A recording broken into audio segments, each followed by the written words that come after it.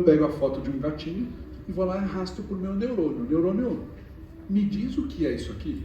O que ele vai fazer? Ele vai ver as características. Então, tem rabo? Sim. Late? Não. Tá vendo aqui, ó? Rabo? Sim. E late? Não. Qual é o peso? Se tem rabo, peso 1. E se late? Peso 2. Agora, olha como a inteligência artificial tem uma matemática complexa. 1 vezes 1, 1. Certo? Mais 2 vezes 0, 0.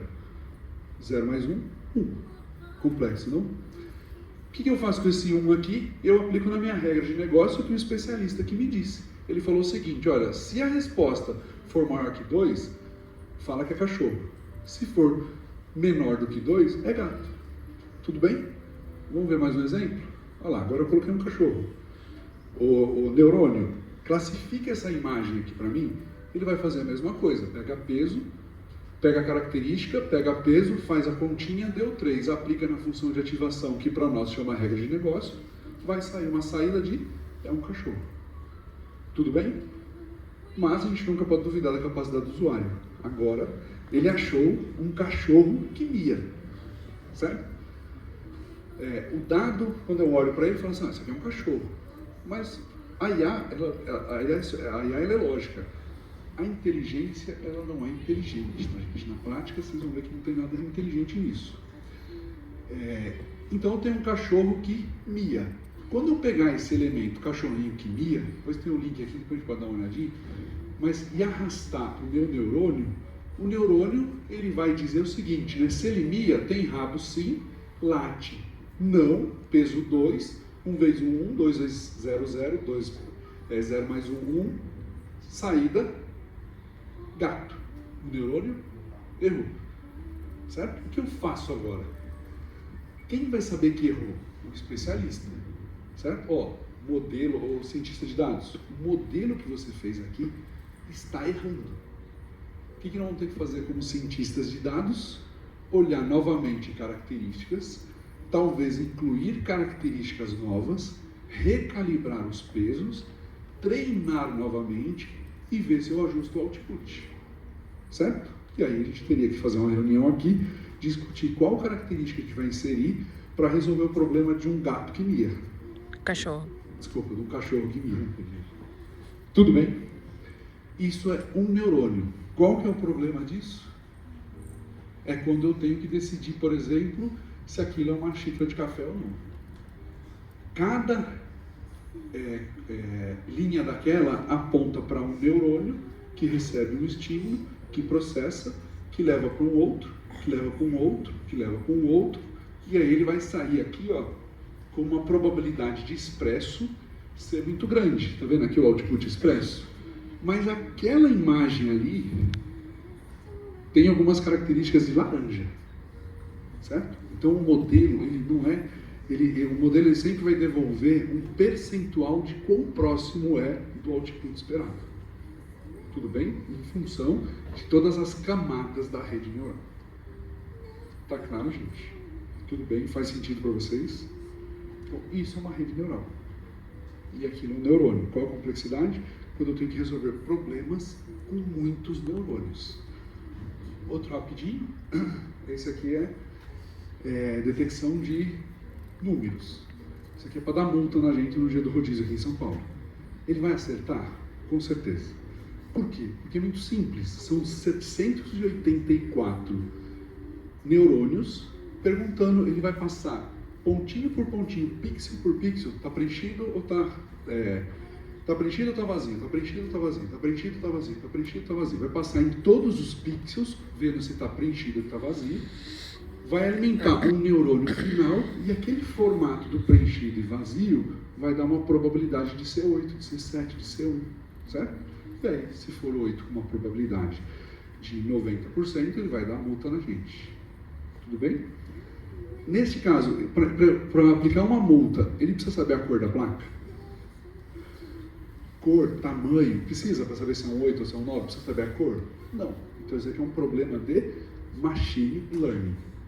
Luciano, mas agora eu quero criar uma rede neural para identificar a espécie desse pássaro. Eu preciso saber a cor? Preciso saber o tamanho? Preciso saber o tom da cor? Preciso saber muito mais informações. Então, o que a gente vai fazer? Vai usar Machine Learning? Não, a gente vai usar um negócio chamado Deep Learning. Porque eu tenho um número maior de características que precisam ser analisadas para gerar um output coerente. E aí a diferença do Machine com o Deep. Tudo bem? Que já é uma linguagem comum aí dos negócios. E, só para a gente compreender um pouquinho mais o potencial de um ChatGPT, por exemplo, o ChatGPT-4 tem 1 trilhão de parâmetros. Lembra da entrada e do peso? A gente colocou 2. Então a gente criou um neurônio com 2 parâmetros. O ChatGPT tem 1 trilhão. Tá? Então imagina a rede neural de um ChatGPT. É uma coisa absurda. Tá? E vai cada vez mais vão aperfeiçoar cada vez mais. E só uma curiosidade, quando eu falei assim, que o ChatGPT ele descobre a próxima palavra, na verdade eu menti para vocês, porque ele tenta entender ou ver a probabilidade do próximo token. Estão ouvindo token, cobra por token? O que é token? Token é um pedacinho da palavra. Então, olha só como ele dividiu. Esta apresentação foi desenvolvida, então esta é um token, a apresentação é um token, foi um token, desenvolvida são 2 tokens. Por quê? Porque o desenvolve pode ser desenvolver, desenvolvido, desenvolveu, desenvolvimento. Então, ele tem que descobrir qual que é o outro pedacinho da palavra. Tá? Então, no caso dos LLMs, ele tem que descobrir qual é o próximo pedacinho. Tá bom? Por isso que é o tal do token, e a gente vai ouvir muito isso ainda, porque a gente está tokenizando as palavras para aumentar a probabilidade de acerto. Como eu falei dos LLMs, e o LLM tem lá as suas complicações, qual que é o ponto? Né? O LLM ele não conhece os seus dados. Se ele não conhece os seus dados, se o ChatGPT não conhece os seus dados, a sua estratégia, como você se posiciona, quais são os seus diferenciais, como é que você pede para ele criar um plano de marketing? Como é que você pede para ele fazer um orçamento? Como é que você pede para ele sugerir uma carteira de ações, que tem um monte de gente falando isso? Olha o risco disso. Primeiro, carteira de ações, o dado é dinâmico, volátil. O ChatGPT está atualizado? É de março. Então dá para prever o valor da ação de amanhã? Então a gente está cometendo uma falha, que é utilizar um modelo linguístico para fazer predições. Ele faz isso até hoje, dia 7? Não. Ele vai fazer isso? Vai. Os modelos de linguagem vão se tornar modelos multimodais. Então, aquilo que a gente viu que o ChatGPT está aqui, na esquerda, na viagem negativa, ele vai cobrir todos aqueles modelos. Então, daqui a pouco você vai poder pedir para ele fazer uma predição, mas ainda não. Ele ainda é modelo de linguagem. Tá? Não é modelo de otimização, não é modelo de classificação, não é modelo de clusterização, certo? Então, são coisas bem distintas. Então, se ele não conhece os meus dados, como é que eu peço as coisas para ele? Muito provavelmente, se é um modelo probabilístico, ele vai alucinar. Pode ser que ele não seja escalável num volume muito grande de dados, porque ele está cobrando por token, o token é baratinho, mas quando eu tiver que fazer, a gente corrige prova de medicina, prova dissertativa de medicina usando inteligência artificial. A gente corrigiu agora em março 10 mil provas. 10 mil provas é um volume de tokens significativo que custou algumas dezenas aí de reais. Centenas, talvez. E aí, a probabilidade de não fornecer resposta relevante específica, porque ele não conhece o domínio de negócio. E aí o mesmo Gartner que o Leandro comentou lá, o Gartner fez um estudo e disse onde que eu posso aplicar os LLMs. Então, quando a gente pega a predição, decisão, é baixo, ele vai errar, ele não é feito para isso. Quando eu pego recomendação e segmentação, ele até vai fazer, porque ele pode classificar baseado no texto. Tudo bem? Ele vai acertar alguma coisa. E aí, quando eu pego geração de conteúdo e interface conversacional, que foi o que o Marcelo demonstrou muito bem, ele é alto, certo? Porque ele é especialista, ele é um modelo que conhece texto, linguagem, semântica e a sintaxe. E indo para o finalzinho aqui, porque eu não quero roubar o tempo das perguntas, aqui a gente vai ver cada vez mais algumas técnicas para melhorar os LLMs. Então, se ele está errando, eu posso fazer engenharia de prompt, que hoje as áreas de negócio fazem. O RAG, que é uma arquitetura que o Ocidade muito provavelmente fez, fine tuning, e fazer o meu ChatGPT. Vocês vão ver que a demanda das empresas vai ser o seguinte: cara, legal, adorei o GPT, adorei o Gemini, mas faz isso para mim, na minha arquitetura, no meu banco de dados, com os meus arquivos. A gente vai caminhar para ChatGPT proprietário.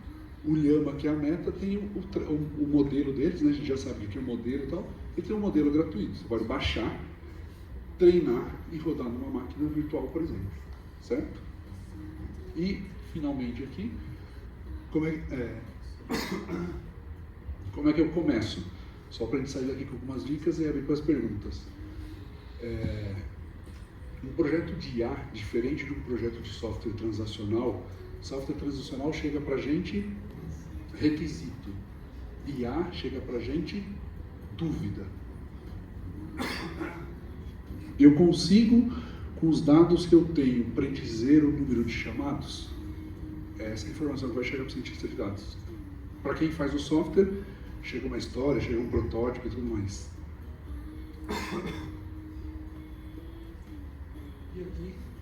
Obrigado a todos. Eu fico à disposição aqui para as perguntas e explorar um pouquinho. Muito bom, professor. Obrigado.